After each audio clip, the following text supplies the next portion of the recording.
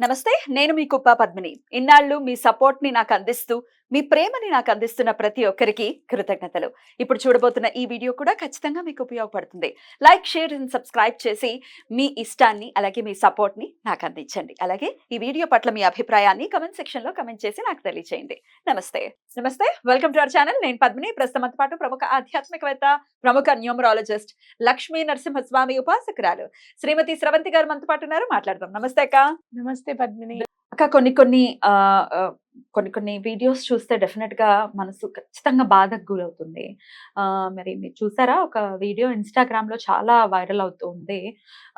ఒక పూజారి గారిని, పురోహితులు గారిని, ఆయనని పెళ్లి చేయించటం కోసం అని వస్తే ఆయనని ఆట పట్టించినటువంటి తీరు గాని, ఆయనని ఆట పట్టించడం ఏమిటి? హింసించిన తీరు అది. హింసించిన తీరు నిజంగా మనసుని చాలా కష్టపెట్టింది. ఆ వీడియో పట్ల మీ స్పందన అక్క? అంటే జనాల్లో చదువు అనేది, సంస్కారం అనేది బాగా ఏదో పెద్దగా చదివితేనో, సంపాదిస్తేనో రాదు.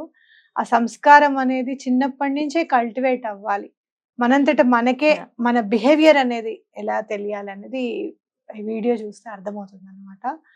అంటే బ్రహ్మస్థానంలో ఉన్న వ్యక్తిని, అంటే పరమాత్ముడే. ఇంకా ఏదైనా క్రతువు చేయించాలి అని అంటే బ్రహ్మస్థానంలో కూర్చున్న వ్యక్తి దైవంతోనే సమానం అని అనుకోవాలి. మరి అలా దైవంతో సమానంగా చూడవలసిన వ్యక్తిని ఆట పట్టించడము, ఆయనని అవమానించడం, నిజంగా చెప్పాలి అని అంటే అలాంటి అవమానం చేసేటప్పుడు కనీసం మర్యాద, అయ్యో మనం ఆ ప్లేస్లో అంటే మనం అలా చేస్తామా? మన తల్లిదండ్రులను అలా చేస్తామా? మనం చెయ్యం కదా. మన అక్క చెల్లెళ్ళని అలా, బావగారులను అలా హింసిస్తామా? ఏది ఎవడైతే చేశాడో వాడి చెల్లెలు మొగుడినో వాడి అక్క మొగుడినో చేస్తే అప్పుడు దాని పర్యవసానం ఎలా ఉంటుందో తెలుస్తుంది. అంటే ఇక్కడ ఇతనికి ఎవరు లేరు, ఇతని వైపు మాట్లాడే వాళ్ళు ఎవరు లేరు, గట్టిగా పోట్లాడారు ఎవరు, మనని ఎవరు ఏమీ చేయలేరు అనేంత ధైర్యం ఒకటిను, నిర్లక్ష్యపు ధోరణి, రేపటి రోజు మనం ఏం అనుభవించవలసి వస్తుందో అనే దాని మీద కూడా ఎటువంటి కించిత్తు భయం కానీ బాధ కానీ ఏమీ లేనివన్నమాట. వీళ్ళందరూ కూడా నిజంగా చెప్పాలి అంటే మనుషుల రూపంలో ఉన్న మృగాలు. మృగము అనేది అప్పుడు కూడా నిజంగా చెప్పాలి అని అంటే ఆకలేసినప్పుడే వేటాడుతుందట సింహం. ఆకలి లేకపోతే సింహం వేటాడదు. అలాంటి కొన్ని క్వాలిటీస్ కొన్ని మృగాలకు కూడా ఉంటాయి. మృగంతో కూడా పోల్చకూడదు. ఇప్పుడు నేను మొన్న చూయించాను. నేను చిన్న గేదె, చిన్న ఏంటి జింక పిల్ల ఉంది. ఆ జింక పిల్లని వేటాడదామని వచ్చిన తర్వాత జింక పిల్ల చిన్నదని అర్థమైంది. ఆ పర్టికులర్ సింహానికి కానీ, ఆడసింహం కానీ అలవాటై అది ఇలా కొడుతూ ఉంటుంది, గడ్డం కింద ఆడుతూ ఉంటుంది. మిగతా వేటిని కూడా దాని జోలికి రానివ్వలేదు ఆ సింహం. అది చిన్న పిల్ల అని చెప్పి దానికి అంత ఎక్కడో అక్కడ చిగురిస్తుంది, మైండ్ లో చిగురిస్తుంది అనమాట. బ్రెయిన్ లో ఈ పని మనం చేయకూడదు అనే జ్ఞానము అనేది వాటికైనా కూడా ఉంది. వీళ్ళకి మరి ఎందుకు లేదు అనేది నాకైతే అర్థం కాదు. అక్కడ ఉన్న పెద్దవాళ్ళు కూడా ఏం చేస్తున్నారు అసలు నాకేం అర్థం కాలేదు. నవ్వుతున్నారు, అదే ఆశ్చర్యం అసలు. ఆయన కోపంగా మాట్లాడడం చేయడం అది కూడా మనకు కనపడుతుంది. అయినా కూడా ఎవరు సంధాయించకపోవడం కానీ, ఆయనకు వచ్చి సారీ చెప్పడం కానీ వీడియో అయితే ఎక్కడ నాకు కనిపించలేదు. తర్వాత ఏమైనా చేశారేమో కానీ ఎవరైతే చేశారో వాళ్ళు, ఎవరైతే చేస్తున్నప్పుడు దాన్ని ఆపకుండా చూశారో, వీక్షించారో వాళ్ళకి ఎటువంటి పరిస్థితుల్లోనూ పాపం అంటున్నట్టే లెక్క, అంటాలి కూడా. రైట్. ఇక ఈ టాపిక్ ఇప్పుడు తీయడానికి గల కారణము, ఏదో అంతలా అవహేళన చేసామా చేయలేదా అనే విషయాన్ని పక్కన పెడితే, ప్రతి ఒక్కరి జీవితంలో ఈ తప్పు చేసే ఉండాలి ఎవరైనా కూడా. ఎందుకంటే ఇవాళ రేపు మనం అబ్జర్వ్ చేస్తున్నాం, బ్రహ్మస్థానంలో వచ్చి కూర్చుని మన ఇంట్లో ఏదో ఒక సత్యనారాయణ స్వామి ఏదో ఒకటి చేయిస్తూ ఉంటే డెఫినెట్ గా ఆయన ఏం చేయించాడు అంటే పెద్ద ఏం బాగా చేయించాడు అని మొదలు పెడతారు. లేకపోతే చేయిస్తున్నప్పుడే కరెక్షన్స్ చెప్పటం, మీరు ఇలా చేస్తున్నారు కదండి, మా ఊర్లో కాయం చేయించారండి అని మొదలు పెడతారు. దీపం ఎలా పెట్టాలో చెప్పటం, అసలు ఏంటిది కథ ఎలా చెప్పాలో చెప్పటం, ఇట్లా రకరకాల కరెక్షన్స్ బ్రహ్మస్థానంలో కూర్చున్నటువంటి ఆ వ్యక్తికి ఇవ్వటం ఒకటి. అలాగే వాళ్ళు పూజ చేసి వెళ్ళిపోయిన తర్వాత, లేకపోతే వాళ్ళు ఎంతో కొంత అడుగుతారు కదా, డబ్బులు ఇవ్వకుండా ఎవరు మాత్రం ఏ పని మాత్రం చేస్తారు, వాడికి అని మొదలుపెట్టి నేను విన్నాను, వాడికి ఎంత అత్యాసో ఎంత అడుగుతాడో తెలుసా అని ఆయన తిట్టడం. అసలు ఇట్లాంటి తప్పులకి ఏంటక్క? నేను ఒక్కటి చెప్తాను పద్మిని. మనం ఈ రోజున పెళ్ళిళ్ళు చేసుకుంటున్నాం, ఫంక్షన్స్ చేసుకుంటున్నాం కదా. నిజంగా ఇల్లు కట్టామే అనుకో, దానిలో ఎంత పర్సెంటేజ్ ఇస్తున్నాము బ్రాహ్మలకి? బ్రహ్మ ఆ రోజు మనం గృహప్రవేశం చేయడానికి అని చెప్పి మొత్తం క్రతువుగా ముహూర్తం పెట్టించే దగ్గర నుంచి ఉమ్. ముహూర్తం పెట్టించుకున్నాం అనుకో, సరే ముహూర్తం ఎవరితో నమ్మకం ఉంది పెట్టించుకున్నాం, బలానా ముహూర్తానికి మీరు రావాలి అని చెప్పి వాళ్ళకి చెప్పి వాళ్ళు వస్తుంటే క్రతువుకి ఎంత మనం వెచ్చిస్తున్నాం. ఓ. పెళ్లికైనా గానీ దీనికైనా గానీ అసలు మనం ఆ. ఇల్లు కట్టుకునే దాంట్లో, పెళ్లి చేసుకునే దాంట్లో ఎంత పర్సెంటేజ్ ఇస్తున్నాం చెప్పు? గృహప్రవేశానికి అయితే మ్యాక్స్ టు మ్యాక్స్ 20,000 మించదుగా. మించదు. ఉమ్. అయితే అదే నువ్వు ఫోటోలు తీసేవాడికి, లక్షలు కెమెరాకి లక్షలు. క్యాండిడ్ కావాలా అండి మీకు, లేకపోతే ఇంకోటి కావాలా అని పేర్లు ఉంటాయి. దానికొకటి దీనికొకటి. దానికి ఏమిటాయి అంటే క్యాండిడ్ ఏమిటంటే మీకు తెలియకుండా మీ ఫోటోలు తీయడం అదేమిటో చేస్తూనే ఉంటారుగా. అది ఆల్రెడీ చేస్తూనే ఉంటారు కదా. ఓ Pose 100 ఇవ్వాలి క్లిక్కులు కదా. కొట్టేసేసి ఆ క్లిక్ సడన్ గా ఎప్పుడు బాగుంటుందో తెలియదు కదా మనకి. ఇప్పుడు మనం అమ్మవారి హోమం చేసేటప్పుడు మనం క్యాండిడ్ ఫోటోగ్రఫీ కాదా మనం చేసేది? ఆ. టక టక టక టక తీసేసుకుంటూ వెళ్తాం అమ్మవారికి సమర్పించంగానే. ఆ. ఎందుకు? ఎక్కడో అక్కడ అమ్మవారికి మనకు కనపడుతుందనే మన అది. మనం తృప్తి పడదా ఆశ అన్నమాట. అయ్యో అమ్మవారు ఎక్కడో అక్కడ మనకి కనపడతారు జ్వాల రూపంలో, మనం డైరెక్ట్ గా చూడలేం కదా, ఇక్కడే చూస్తాం కదా అని చెప్పి. అదే కదా క్యాండిడ్ ఫోటోగ్రఫీ అంటే. అవునా కదా? అవును. అంటే మనము టెక్నికల్ గా ఇచ్చిన ఆ కెమెరామ్యాన్ అంటే ఈజ్ టెక్నికల్ పర్సన్. అగైన్ నువ్వు ఫ్లవర్ డెకరేషన్ చేసేవాడికి ఈజ్ టెక్నికల్. వాటికి ఇవ్వాల్సిన ఇచ్చినంత గౌరవము, Yeah. ఇంపార్టెన్స్ వేదానికి నువ్వు ఇవ్వడం లేదు, వేదం అందుకే- చదివేవాడికి నువ్వు ఇవ్వడం లేదు.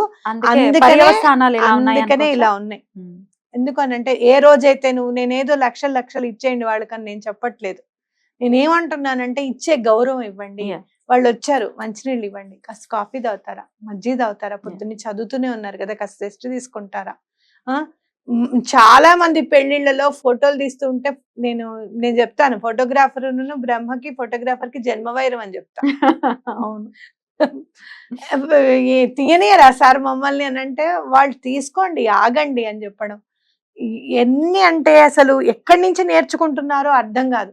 మొన్న ఒక ఆయన అయితే అమ్మా సూత్రాలు అందరికి ఇలా చూయించమంటారు నన్ను, అవి ఆ దేవతలకి చేసేటప్పుడు మాత్రమే మనం ఇలా చూపిస్తాం సూత్రాలు దండం పెట్టుకోమని చెప్పి. మన మన పెళ్లిళ్ళలో అవి ఆశీర్వదింపబడాలి. అవును, అక్కడికి దైవంకి వచ్చి- రాముల వారికి సీతమ్మ వారి సూత్రాలను చూసి మనం దండం పెట్టుకోవాలి, మన పిల్లకి కట్టే సూత్రాలు చూసి మనం ఆశీర్వదించాలి. ముత్తైదు స్థానంలో ఉన్న వాళ్ళైనా, పెద్దవాళ్ళ స్థానంలో ఉన్న వాళ్ళు ఎవరైనా కూడా. అందుకే కదా మెళ్ళో అది పెడతారు. చూయించమంటారమ్మా, అలా చూయించకూడదురా అంటే ముందు వీడే ఫోటోగ్రాఫరే, ఆ పెళ్లిలో చేశారు ఈ పెళ్లిలో చేశారు, గోల్డ్ ఉన్నాయి చూయించమంటావా, నా మొబైల్లోనే ఉన్నాయి ఇంకా ఫోటోలు అని అన్ని వీడే ఎగరేస్తూ ఉంటాడు నా మీద. ఏం చేయమంటారు? అరే. మా బ్రహ్మకి అన్ని తెలుసు, ఆయన చెప్పినట్టు చెయ్యి అని ఇంట్లో వాళ్ళు చెప్పారు. అన్నారు. అతనికి ఏం కావాలి అది చూడండి సార్, లక్షలు పెట్టుకొని వచ్చాడు సార్, ఏ పెళ్లికి వెళ్ళడండి, మన పెళ్లి కంటే మనం చెప్తే వచ్చాడండి, నెల రోజుల ముందు బుక్ చేసుకున్నాం. ఇవన్నమాట. ఎక్కడైతే మనం టెక్నికల్ వాటికి ఎంత ఇంపార్టెన్స్ ఇస్తున్నామో అలాంటి ఇంపార్టెన్స్ వేదం చదివే వాడికి, వేదంతో మన కార్యక్రమం పరిపూర్ణం చేసి పవిత్రంగా మనకి కంప్లీట్ చేసే వాళ్ళకి మనం గౌరవము, ప్రేమ, ఖచ్చితంగా ఆప్యాయత పంచితే అది చక్కగా ఇంకా మన పరిడి వెళ్తుంది, వాళ్ళ ఆశీర్వచనాలు మనకు అందుతాయి. ఖచ్చితంగా. అయితే సినిమాల ప్రభావం కానీ ఇప్పుడు వచ్చే దిక్కుమాల కామెడీ షోస్ ప్రభావం కూడా ఖచ్చితంగా ఉంది. పూజారి గారుల మీద వేసేటటువంటి ఫన్, ఇది చేసేటటువంటి ఫన్ సినిమాల్లో కూడా చాలా సినిమాల్లో చూసాం. దాని ఇంపాక్ట్ రీత్యా అసలు మామూలుగా కూడా ఎవరిళ్లలో కూడా వారికి అంత ఇంపార్టెన్స్ ఇవ్వకపోవటం, వారికి అంత గౌరవం ఇవ్వకపోవటం కూడా జరిగింది అని అంటే మీరు ఏకీభవిస్తారా?